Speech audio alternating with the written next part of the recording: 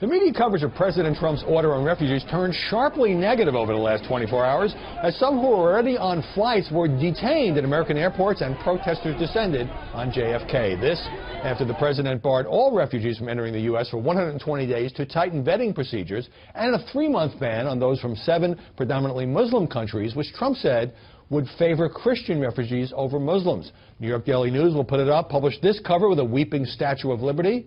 And the Huffington Post ran a photo of a dead child on a beach while accusing the president of slamming the door. And this morning, Washington Post banner headline, refugee ban causes chaos nationwide. And at the Capitol, beyond our guests, about 200 protesters are gathering to protest this. So, Guy Benson, the press has to cover this controversial policy and all of its ramifications and whether it was handled correctly and Trump's comments on favoring Christian refugees over Muslims. But isn't this almost exactly what he said he would do during the campaign?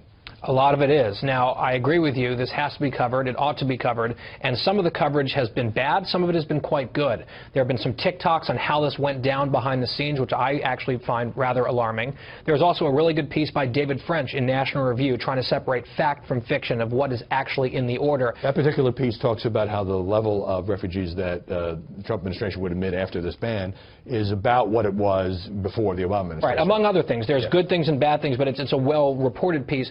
The one thing that I have been alarmed by and frustrated by watching the coverage and reading it is how many reporters are using the shorthand phrase Muslim ban. Because Trump says it's not a Muslim ban. Look, there are hundreds of millions of Muslims worldwide not affected by this ban, for example, people living in Indonesia, with many non-Muslims who are. So I think that that's a sloppy way of reporting it, although I understand to try to use 1 or 2 words to describe it, it's tempting to say Muslim ban. It just isn't accurate. Right. He did initially say that during the campaign and then modified it. Now we're seeing the modified version. But when that happened during the campaign, Julie, the entire media establishment said, this is suicidal, he's toast, he's never going to win this nomination. Turned out they were wrong on public sentiment and maybe are missing those in the country now who think this is a good idea? Oh, there are definitely people in the country. I only need to look at my Twitter feed to know exactly how many people think this is a good idea. I mean, it's certainly, look, he's playing to his base and he is coming through with the things that he promised he was going to do. The one thing you can't criticize this president for is not doing exactly as he said he was going to do. Having said that, I think that to some extent, people in the media and others, including liberals who thought, okay, well, Donald Trump's not going to be as bad as everybody thinks he's going to be, have now woken up to the fact that he is coming through with his promises. And when you have, you talked about a Muslim ban, when you have Rudy Giuliani yesterday on Jeanine Pirro's show on this network saying, the president asked me to put together a Muslim ban and this is the best we could come up with. The original intent was, in fact, to have a Muslim ban, according to Rudy Giuliani, and then legally this is all they could go. You set me up nicely for my question to Aaron, which is, do you think that many journalists, in covering all the things that this president said he was going to do that were controversial, building a wall on the southern border, this immigration ban, temporary, kind of had the feeling that, well, he's saying that in campaign, he's not really going to do it. And so now it's almost like we're covering it for the first time. But again, usually if he didn't do any of these things, the storyline would be president fails to deliver. He was going to do. Exactly. So in that sense, yeah, you're right. I think a lot of the coverage has been quite good, too, because I think this is forcing so many news organizations to actually go out into the country and see what the impacts of the policies are. And you point out the Post saying that there's chaos nationwide. Well, there is a lot of chaos, and it's important to go cover that. A fair question is, you know, should there have been a 48-hour notice of this? Because there are people who got on airplanes and then landed at airports in America and were detained. You also have this, TV always has a tendency to find one person who was affected perhaps unfairly and make that person the face of the story. So there's this guy who was an interpreter for the U.S. military, I believe in Iraq, who now finds himself in this sort of a legal limbo. But you say, when you say some of the coverage is good and you've learned things, what about the coverage that you find not so good, and what's your criticism there? Well, I think that I can understand there's, especially in television, you want good pictures, you want good TV. So people storming airports and picketing, that's good TV. It's not necessarily representative of how most people feel about this. I think what is more important to cover, and there has been some of this, though, so I'm not throwing the whole media under the bus. How did this executive order get written? Why is it so very sloppy in a lot of ways, it seems like? It seems like a lot of the relevant lawyers were not consulted, which I think is sort of crazy. So, and then to your point, and how the media, it's like damned if you do, damned if you don't if you're Trump. You're like, well, look at these countries that aren't on it, like Saudi Arabia and Pakistan. Would anyone making that criticism rescind their criticism if he added 2 more countries to it? I don't think they would. Right. I think you got to figure out what you're picking and choosing. There are legitimate criticisms and there are ones that are sillier. But I think there were criticisms that, by sheer coincidence, some of the countries that did send terrorists, like 9/11, for example, right, were places where the Trump organization has done business and continues to do business, and so as a result, that's potentially why they weren't there. So that could be potentially. So this morning, Kellyanne Conway and Reince Priebus and Sean Spicer out defending the policy and talking about, you know, part of the concern here is to stop potential terrorists and to tighten the vetting procedures. I didn't hear as many of those voices yesterday, particularly because, as Guy says, there is a tendency to cover the protests, the chaos, as opposed to, you know, newspapers kind of acknowledge that some people actually think this is a good idea. Well, but you also have people that you talk about who have green cards, who've lived here for years, who are married to American citizens, who have children here and dogs here and jobs here, and they were banned from coming here yesterday. They were left in limbo. There's a woman who has Iranian citizenship who was in Lausanne, Switzerland, who was coming here to do diabetes research at Harvard. She was banned from coming here. So, you know, again, there's a baby with the bathwater mentality here. Of course, the goal for everybody is to prevent terrorism, but you can't ban an entire class of people from doing that. And when the meeting between the President of Mexico and President Trump, although they did talk on the phone, was canceled because of his statements on building the wall and the complicated formula under which Mexico might or might not reimburse the U.S., I just get the sense there's an underlying tone here that the journalists think that that's a bad idea, that the temporary ban on refugees is a bad idea, and that the tone of the coverage reflects that. Oh, there's no question that the press thinks that a lot of these ideas are bad. Yeah. I mean, that's clear. But that's not our job unless you're an opinion columnist. Right, that's absolutely right. And I think the President of Mexico obviously was made to be a hero after that. In his country, at least. In his country. And the American media then showed that. All right. Erin McPike, Guy Benson, and Julie Roginski, thanks very much for joining us this summer. More now on President Trump's executive order barring citizens from 7 mostly Muslim nations from legally entering the U.S. No, those 7 nations include Syria, Iraq, and Iran. But terrorists who have carried out attacks in our country have overwhelmingly come from other places. What's considered the first radical Islamic terrorist attack on our soil, the assassination of Jewish extremist Rabbi Meir Kahane in 1990 in Manhattan. Well, that was carried out by El Sayed Nosair. He was from Egypt, a nation not on the list. He was part of the New Jersey terrorist cell headed up by blind Sheikh Abdurrahman that went on to bomb the World Trade Center in 1993. Rahman, also from Egypt. And, of course, the 9/11 hijackers from Saudi Arabia, a country not on the list. The attempted car bomb in Times Square in 2010 was the work of Fasil Shahzad. He was a U.S. citizen from Pakistan, also a nation not on the list.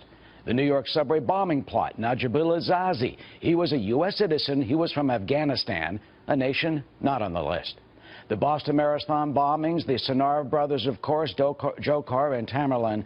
Well, they were U.S. citizens from Chechnya and Kyrgyzstan, 2 nations, Russia, not on the list.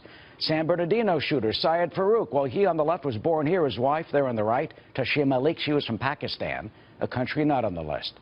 The Pulse nightclub killer in Orlando, Omar Mateen, born on Long Island, New York. The suspected Manhattan bomber last fall, who's accused of that, Ahmad Rahmani. He's a U.S. citizen born in Afghanistan, a nation also not on the list. And Tahir Edan, who went on a stabbing spree in St. Cloud, Minnesota at a mall last September. Well, he was of Somali descent, but born in Kenya, not on the list.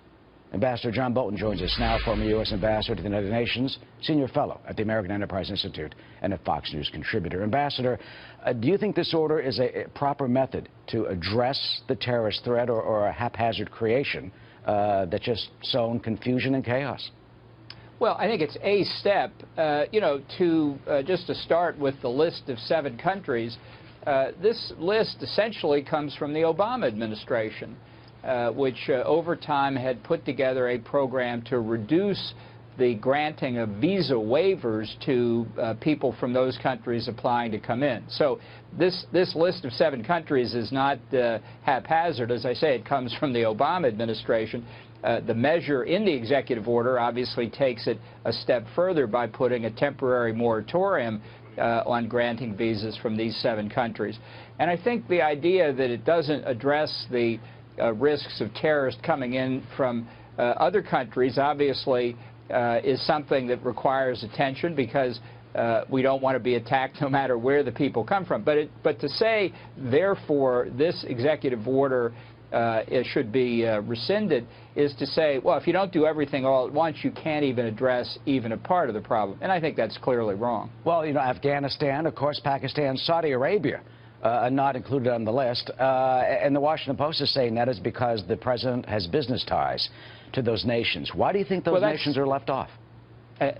You know, I assume that's completely silly.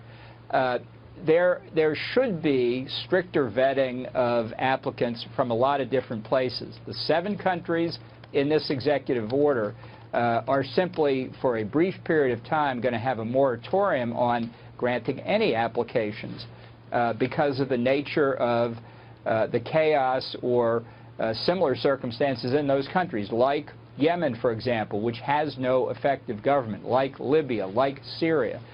In the other places, there are governments. Now, that's not to say there shouldn't be very careful vetting of people coming from those countries as well. What about the critics of this who say, you know, look, these refugees go through 18 months, 2-3 years worth of extreme vetting already.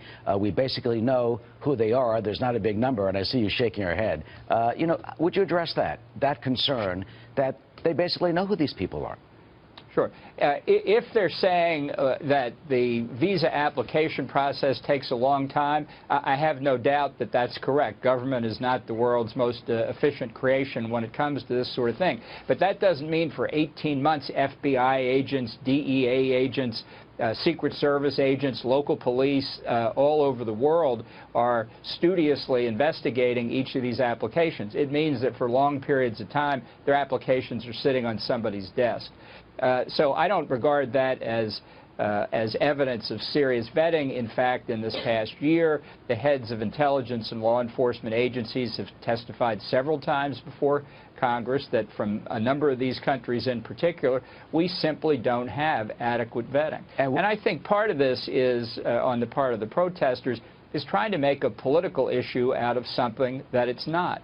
The fact is, just as you look at people coming in from illegal drug exporting countries differently than you do from someplace like Iceland, when you have countries that are the source of terrorism, you should look carefully at people who want to come into the United States from there. That's not a religious test, it's a terrorism test. And finally, quickly, what do you think is going to happen?